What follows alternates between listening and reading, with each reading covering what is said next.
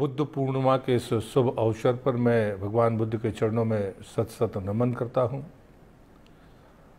IVC और भारतीय संस्कृति मंत्रालय के इस संयुक्त तत्वाधान में होने वाले इस अंतर्राष्ट्रीय कार्यक्रम में मैं आप सभी का हृदय से स्वागत और अभिनंदन करता हूँ। इस कार्यक्रम को मूर्त रूप देने वाले, अंतर्राष्ट्रीय गरिमा प्रदान करने वाले, बुद्ध पूर्णिमा के इस कार्यक्रम को इस मुकाम तक पहुंचाने वाले आदरणीय आध्यात्मिक ऊर्जा के हमारे प्रधानमंत्री आदरणीय नरेंद्र मोदी जी, श्रीलंका के प्रधानमंत्री आदरणीय महेंद्र राजपक्षे जी, नेपाल के प्रधानमंत्री आदरणीय श्री केपी शर्मा ओली जी, मंगोलिया की संस्कृति मंत्री आदरणीय नामिन चिनवट जी, भूटान के विदेश मंत्री आदरणीय तांद्री दोरजी जी, केंद्रीय मंत्रिमंडल में मेरे सहयोगी, युवा और ऊर्जावान खेल मंत्री और आयुष मंत्रालय के स्वतंत्र प्रभार के हमारे मंत्री आदरणीय किरण रिजिजू जी, आईवीसी के महासचिव और इस कार्यक्रम के सूत्रधार आदरणीय धम्मा प्रिया जी, तमाम विद्वानजन, मैं सबका इस अवसर पर हृदय से स्वागत और अभिनंदन करता हूँ। वास्तव में आज एक महत्वपूर्ण दिन है और भगवान बुद्ध की जब हम बात करते हैं तो मुझे लगता है कि सबसे अहम बात होती है कि हम कितने शांत चित्त से इस विचार को मूर्त देने के लिए संकल्पित हैं या संकल्प लें।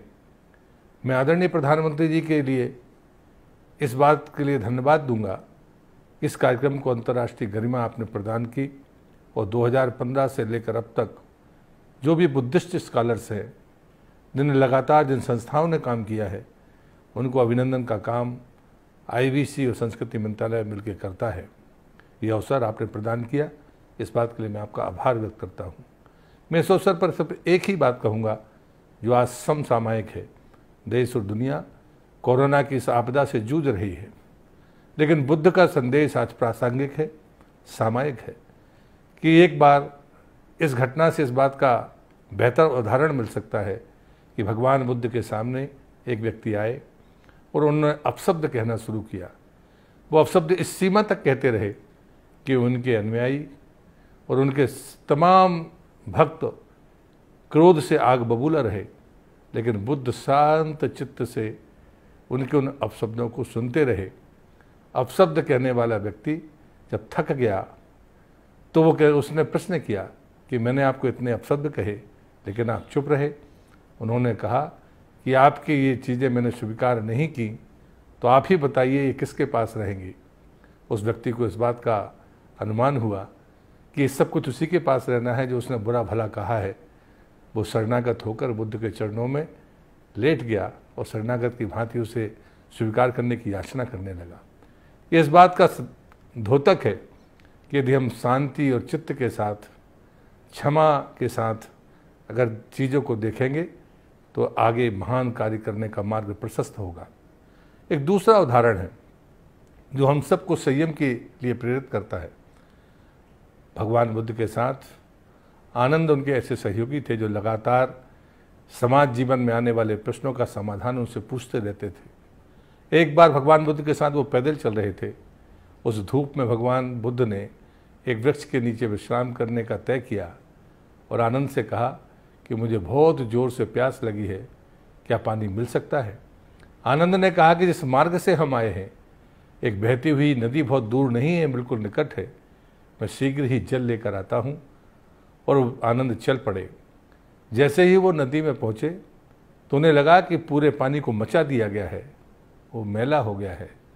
लगातार वो कोशिश करते, जल्दबाजी में उनका कमंडल टकराता, मिट्टी ऊपर आती और पानी गंदा हो जाता। मन में विषाद और चल रहा था, द्वंद्व चल रहा था।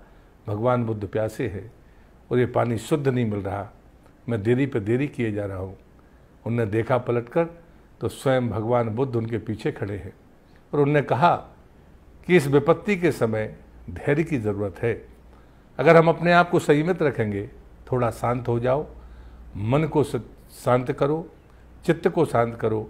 कुछ पलों के बाद में मिट्टी नीचे बैठ गई, पानी निर्मल पानी ऊपर आ गया, कमंडल में वो भरा, बुद्ध की प्यास बुझी। लेकिन आनंद के प्रश्न का उत्तर मिल गया कि आपत्ति और विपत्ति काल में मनोचित्त का स्थिर होना ज़रूरी है।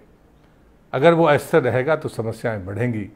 मुझे लगता है कि ये दोनों प्रसंग आज देश और दुनिया के लिए प्रासंगिक हैं और मैं इस अवसर मानता हूं कि आज का दिन बुद्ध के इन्हीं विचारों को आत्मसात करने का है।